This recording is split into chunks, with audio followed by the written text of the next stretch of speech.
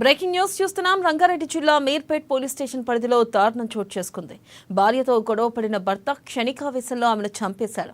హత్యతో తనకేమీ సంబంధం లేనట్లు నిరూపించుకోవడానికి మృతదేహాన్ని ముక్కలుగా నరికేసి కుక్కర్లో ఉడికించి ఎముకలను రోట్లో వేసి దంచి పొడిగా చేసి సమీపంలోని చెరువులో విసిరేశాడు. మీర్పేట్ పోలీసులు నిందితుడిని అదుపులోకి తీసుకుని విచారిస్తున్నారు. ఇక పోలీసులు ఇంకా అధికారికంగా వివరాలు వెల్లడించలేదు. ఏపీలోని ప్రకాశం జిల్లా రాచర్ల మండలం జేపీ చెరువుకు చెందిన వెంకట మాధవికి అదే గ్రామానికి చెందిన పుట్ట గురుమూర్తితో 13 ఏళ్ల కిందట వివాహమైంది. వీరికి కుమార్తె, కుమారుడు. ఇక గురుమూర్తి ఆర్మీలో పనిచేసి పదవి విరమణ చేసి ప్రస్తుతం డిఆర్డీఓలో కాంట్రాక్ట్ భద్రతా సిబ్బందిగా పనిచేస్తున్నాడు.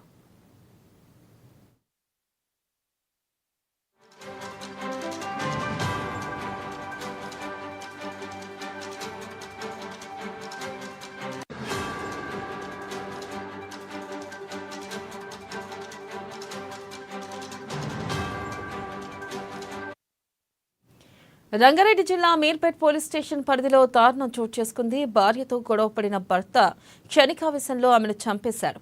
హత్యతో తనకేమీ సంబంధం లేదన్నట్లు నిరూపించుకోవడానికి మృతదేహాన్ని ముక్కలుగా నరికేసి కుక్కర్లో ఉడికించి ఎముకలను రోట్లో వేసి దంచి పొడిగా చేసి సమీపంలోని చెరువులో విసిరేశాడు. ఇక మీర్పేట్ పోలీసులు నిందితుడిని అదుపులోకి తీసుకుని విచారిస్తున్నారు. పోలీసులు ఇంకా అధికారికంగా వివరాలను వెల్లడించలేదు. ఏపీలోని ప్రకాశం జిల్లా రాచర్ల మండలం జేపీ చెరువుకి చెందిన వెంకట మాధవికి అదే గ్రామానికి చెందిన పుట్ట గురుమూర్తితో 13 ఏళ్ల క్రితం వివాహమైంది. అయితే వీరికి కుమార్తె, కుమారుడు ఉన్నారు.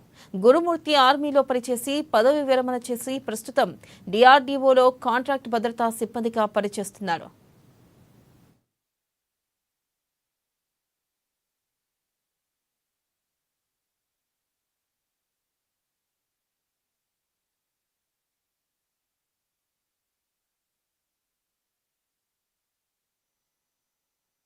తేదీ 18/1/2025 నాడు సుబ్బమ్మ భర్త పేరు వెంకటరమణ అనే మహిళ ఫిర్యాదురాలు పోలీస్ స్టేషన్కి వచ్చి ఫిర్యాదు ఇవ్వడం జరిగింది. ఆమెకి 3 కుమార్తెలు సంతానం. పెద్ద కుమార్తె అయిన మాధవిని సుమారు 13 సంవత్సరాల క్రితము గురుమూర్తి అనే వ్యక్తికిచ్చి మ్యారేజ్ చేయడం జరిగింది. వీళ్ళిద్దరిది కూడా ప్రకాశం డిస్టిక్. గురుమూర్తి అనే వ్యక్తి ఆర్మీలో పనిచేసి రిటైర్ అయ్యి ప్రస్తుతం కంచన్బాగ్లో సెక్యూరిటీ గార్డ్గా పనిచేస్తుండ్రు. గత 5 సంవత్సరాలుగా మన వెంకటేశ్వర కాలనీ జిల్లెలగూడలో ఉంటుండ్రు. ఉన్న తర్వాత ఫిర్యాదు ఇచ్చిన సుబ్బమ్మ దాంట్లో ఇచ్చిన కంప్లైంట్ ఏందనగా 16వ తారీఖు ఈ నెల జనవరి 16వ తారీఖు తన కుమార్తె మాధవికి, అల్లుడికి గురుమూర్తికి ఇద్దరికి చిన్నపాటి గొడవ జరిగిందని. ఆ గొడవ జరిగితే మధ్యాహ్నం 12 o'clock ఆ సమయంలో ఈ మాధవి ఇంటి నుంచి వెళ్ళిపోయిందని చెప్పి ఫిర్యాదు ఇవ్వగా ఆమె ఫిర్యాదు మేరకు